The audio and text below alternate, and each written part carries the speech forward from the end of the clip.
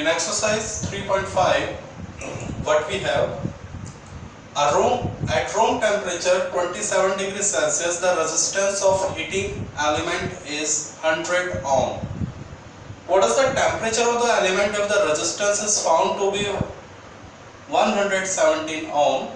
Given that the temperature coefficient of the material of resistor is 1.70 into 10 की power -4, alpha की value आपको given कर दी है। तो प्यारे बच्चों, let's do this numerical.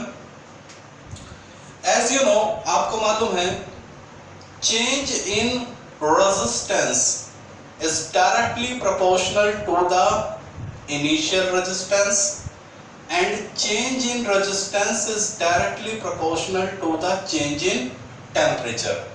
Okay, this is the thing what we have discussed during the topic resistance temperature dependence. Okay, तो वहाँ ये सारी चीजें हमने पढ़ी थी।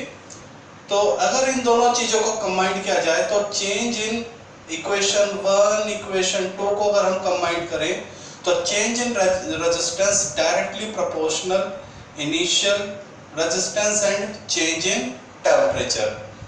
तो change in resistance is equal to, तो हम इस प्रोपोर्शनलिटी को हटाने के लिए we introduce a constant alpha R1 del T, और हम डेल आर को क्या लिख सकते हैं? तो डेल आर क्या है? वेयर डेल आर is equal to R1 minus R2 and del T is equal to T1 minus T2। और आप ऐसे भी कर सकते हैं R2 माइनस R1 और T2 माइनस T1। हमेशा ज्यादा में से कम वैल्यू माइनस करेंगे। आप चाहे R1 माइनस R2 ले, T1 माइनस T2 लिख सकते हैं, या R2 माइनस R1 और T2 माइनस T1। आप क्या नोटेशन लिखते हैं वो मायने नहीं रखता, बस ये याद रखेंगे हायर वैल्यू में से लोअर वैल्यू माइनस करनी है, बस ये बात याद रखनी है। तो यानी ये जो फॉर्मूला है ये क्या बन जाएगा, यानी इक्वेशन 3 जो है वो क्या बन जाएगा? Equation 3 become R2 minus R1 is equal to alpha R1 T2 minus T1। तो प्यारे बच्चों, मैं चाहता तो इस फॉर्मूले को डायरेक्ट भी लिख सकता था, लेकिन मैंने थोड़ा सा आपको एब्रिविएट कर दिया है, पुराने इंफॉर्मेशन से अटैच कर दिया है मैंने आपको कि आपने पहले क्या पढ़ा था और ये फॉर्मूला वहीं से ही आया है। चलिए, तो नाउ डू द न्यूमेरिकल। चलिए, तो क्या हमें गिवन है, लेट्स सी। तो प्यारे बच्चों, हमें एक तो T1 गिवन है, T1 is equal to 27 degree Celsius, और R1 हमें गिवन है 100 ओम। जब टेम्परेचर 27 है तो रेजिस्टेंस कितना है? 100। आपसे T2 की वैल्यू पूछी गई है कि जब 27 डिग्री सेल्सियस पे टेम्परेचर रेजिस्टेंस वायर का 100 ओम है तो किस टेम्परेचर पे रेजिस्टेंस 117 ओम हो जाएगा? बहुत ही सीधी सी बात है।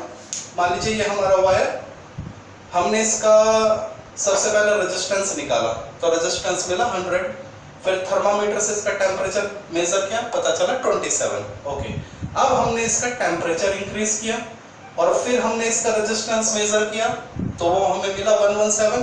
तो हमसे पूछा गया है कि वो कौन सा टेम्परेचर था जो हमने इंक्रीज किया जब इसका रेजिस्टेंस 100 से कितना हो गया? 117। तो ये आपसे पूछा गया है।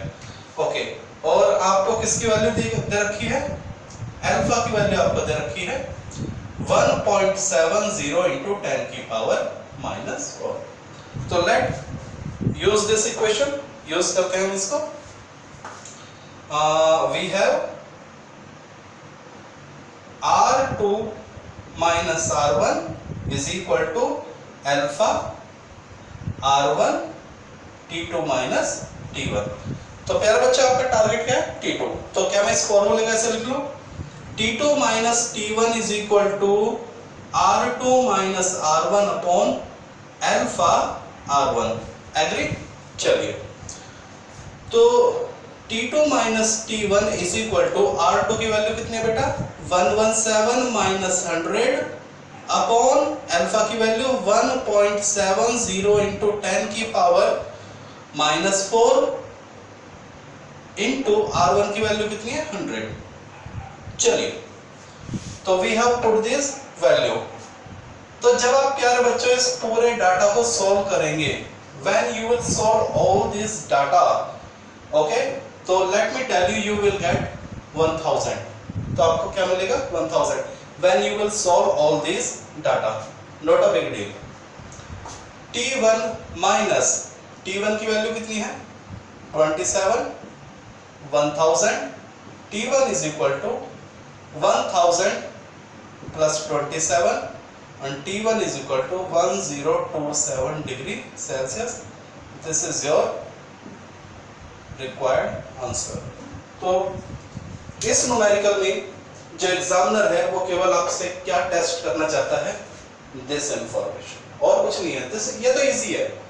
जिस बच्चे को ये फॉर्मूला क्लियर है वो इस कैलकुलेशन को विद इन 1 मिनट कर सकता है। लेकिन आपको जो मार्क्स, अगर ये इस तरह का न्यूमेरिकल एग्जाम में आता है तो आपको एग्जामिनर मार्क्स किस बात पे देने वाला है? इस इंफॉर्मेशन पे देने वाला है, इसके नहीं। क्योंकि अगर ये इंफॉर्मेशन आपके पास है, आपको याद रहती है, then you can easily know the numerical. Okay, so go through this concept.